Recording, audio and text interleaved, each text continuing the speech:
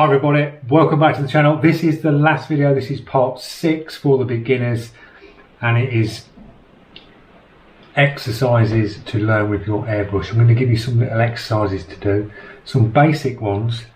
This will get you sort of working your trigger. I'm going to show you a little bit of shading on how to do some shading techniques and things like that. We're going to show you how to do some like on-off bits with the trigger, because it's basically getting your trigger response down and mastering your trigger to get these like pieces of artwork that you see sort of me do on the channel, and people always go, oh, you make it look so easy. It's just mastering this, guys. Once you've got this down and you've mastered this and you get your paint mixes right, you know your pressures and you know your paint, everything else it all falls into place. Learning everything about this for a start, learning how to strip down in them videos at the start, little troubleshooting tips that I gave you, it's knowing all that, so when you come to do your piece of artwork, you just know exactly what to do. If something happens to the brush, you know how to strip it down, you know how to clean it, you know if there's something wrong where it's bubbling back. All these little videos help. If you get one little piece out of each of them videos that just helps you along the way, my job has been done. So we're going to move on to doing some techniques, some little exercises. You can do these at home. Get yourself some scrap pieces of paper. Scrapbook's perfect. Draw yourself some grid. There's going to be some comments going, I know what's coming. Draw yourself a grid of loads of little boxes like that, and do some lines, like one line there and one line there. So I've mixed the paint. I'm using the FW inks, and I've dropped a little bit of water in this just to thin it down. We've got a 0.2 Harder and Steenbeck Infinity, so I'm just pulling the paint through. So that's running really nice with the FW inks. Now what I'd like you to do and practice is, it's your trigger response. So you've got these little squares here that you see, and what you've got to do is you've got to aim and put a dot inside the boxes. And doing this, what this will do is, it makes you concentrate on your trigger, pulling back on your trigger, and then taking your paint off to create a dot, but keeping your air on. Always keep your air on. So you're creating that little bit of dot, and you're getting the sort of distance, you're getting the feel of the distance, how far you need to be away to put that paint in that dot, to put the dot in the square, like that. So you work along, dropping some dots down, filling them little spaces like that. Once you've done that a few times and you've honed in on that little box and you can fill that with paint, then go to hit the crosshairs of the dot. So in between on all them crosshairs, go to put a dot. And this just makes you become more accurate with the brush. So you know exactly when you move in on a piece of artwork, you know exactly where that paint's going to go. Because there's times where you can be going in on something, you think you're aiming at that right place and you put a dot completely somewhere else. So practicing these dots in these tiny little boxes and on the crosshairs it makes you aim with the brush. It just hones you in on your skills at aiming. So that's a real good one to practice. Nice and simple grids. Practice your dots. You can make bigger squares to put more paint down. So if you had a bigger square, you'd be backing off more with the brush, and you'd be creating a bigger dot like that to fill that box, and then do smaller ones. So you come in and you do the little dots like that, and it just gets you that movement in the trigger, going down for air, moving back for paint very slightly. It's mastering the control of how much paint flow you put in and out on that trigger. Once you've mastered that, a lot of beginners tend to just fire back really quick, blast the paint out. It's that real slow, soft control movement going backwards and forwards to put that minimal bit of paint down so you can hardly see it. And that's where it all plays part in airbrushing, when you're doing portraits and things where you're shading really lightly, just building that paint up really lightly, and you make your pieces of artwork. So the next one is 2 lines, just do a line there and a line there. And everybody wants to do fine lines, and how detailed, how fine can the airbrush go down? Every airbrush will go down fine lines. You see all these YouTube channels going on about how to create fine lines. It's basically minimal trigger for your paint, and you are right up close to the paper and you are moving with the brush. So you're basically going down like that, and that's how you get your super fine lines with an airbrush. You go really close, you put minimal paint down, and you move with the brush. That's what I want you to practice on here. Don't aim to get tiny fine lines, they'll come in time. What we're aiming for is to be able to bring the brush in, and when you come to the first line, start putting your paint on. So as you come in like that, put your paint on and take your paint off before you come to the other line. So you're coming across, you start to bring your paint in there, keep your air on, and as you're coming to the end of this line here, you start bringing your trigger forward, take your paint off, but keep your air on. And then the better you get at it, you will get a nice start point and a nice finish point. You'll get like a point there and a point there, and that the way you're getting them points is you got to think of that needle going back. As you're pulling back, it's letting minimal paint. The more the needle goes back, it lets more and more and more paint until you get that consistent line. And then when you take it off, you're closing that needle back into the nozzle, and you're getting that little fine point. And that's how you get your point to points. And that's the sort of finish you want when you airbrush. When you see people do, like they're doing hair techniques, and it's all these sort of lines like this. When you do loads and loads together to get that hair technique, you've got them real soft, nice, faded out edges, instead of it looking like that and then a line where you get a big thick blob at the end. That's only where you've just opened the trigger up too much. It's put a lot of paint down, and then you're moving. You've got to learn to move and just bring that trigger in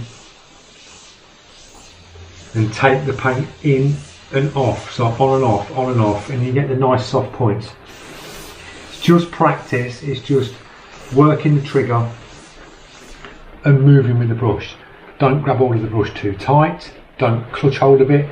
Nice and comfortable, get your hand comfortable. The harder you grip hold of this brush, you'll just get cramp in your hand.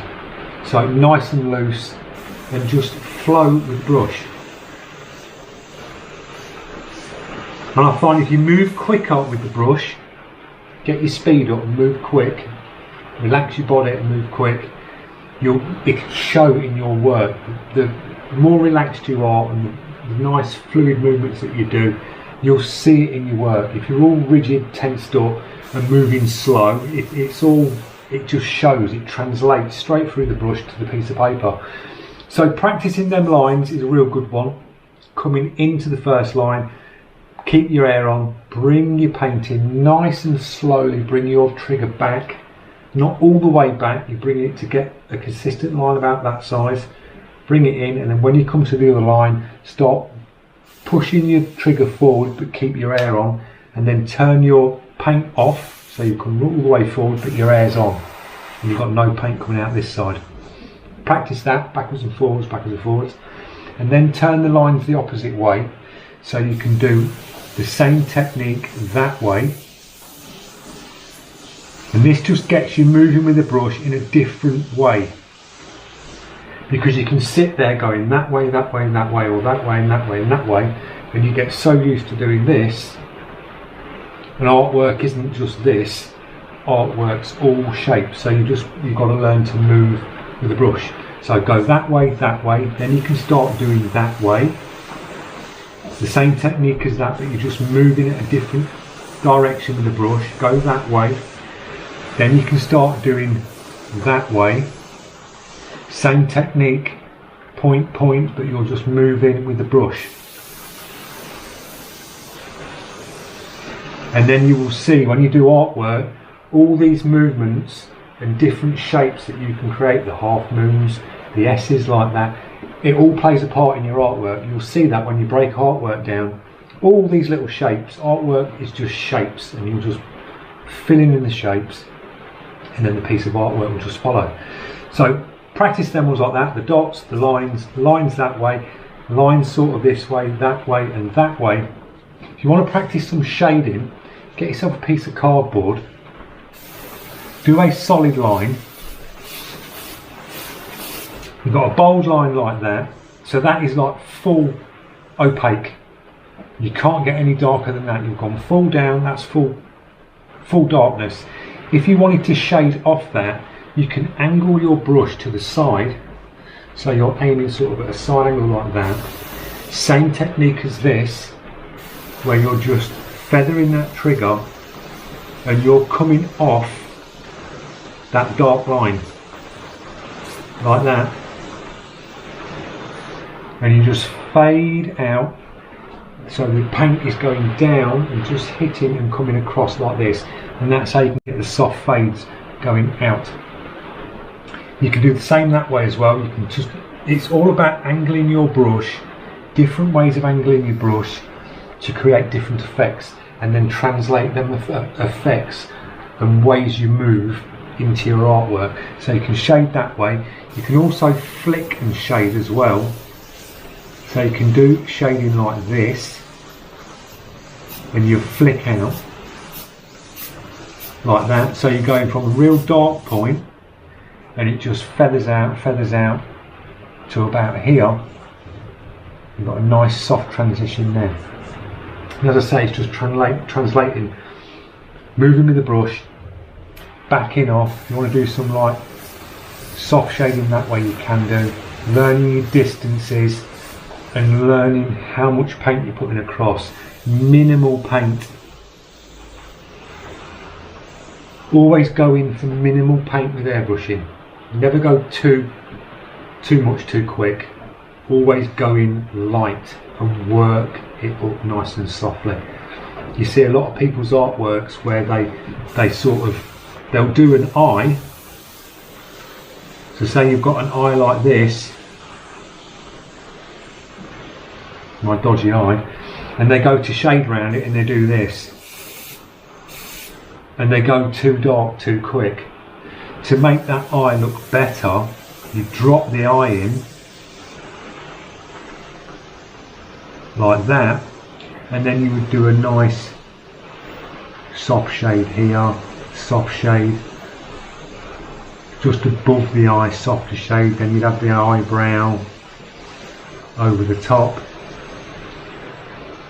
soft shade, and you could do some soft shading underneath, and just go in really soft and work it up. Nice dodgy eye there. But you get what I mean, going in lighter and working the colours up is better than going like bang, big black lines on an eye. We all start here, blasting paint, but the lighter you can go, the better it will look, and the more layers you can create when you airbrush, the better it will look. It's all about layering the paint, putting the textures in, then put the next layer of paint, taking a bit of paint away, adding a bit of paint. So these are some of the techniques you can use. Practice your dots, because this will get your trigger down, putting minimal paint, learning your trigger movement backwards and forwards. That's a really good one to learn, and definitely learning the lines on and off, on and off. It just gets, like they say, the muscle memory in your finger, so you learn to go down for air, back for paint, and you're learning to just basically minimal and rock that trigger like that, on and off with the air permanently going. It just gets your trigger response down a lot easier, so you'll be able to go straight into a piece of artwork. You go up to a pupil on a portrait, you can go bang, you can get the highlights, you can move to another piece and start a bit of hair there, or you can move around like that. Like you see on my videos when I'm doing my portraits and things, on the time lapses it's all speeded up, but you'll see me move from one place to the other like this, and I can just go straight in on a piece and start there, move over, I can shade that piece, move down, put a dot there, put some paint there, and then you learn to do it with both hands on the brush like this, and then you'll learn to be painting, and then you've got a stencil in your hand and you're doing this, where you're doing that, and you're using shields like that. You've seen on the videos where I go around with the shield on a piece of artwork, and you can just adapt and use both hands, but it all just comes in time. It's mastering that first. Once you've got that down, you'll be laughing and your artwork will follow. So I hope this has helped you out. Practice these techniques, guys. They work wonders. They really will hold you in good stead.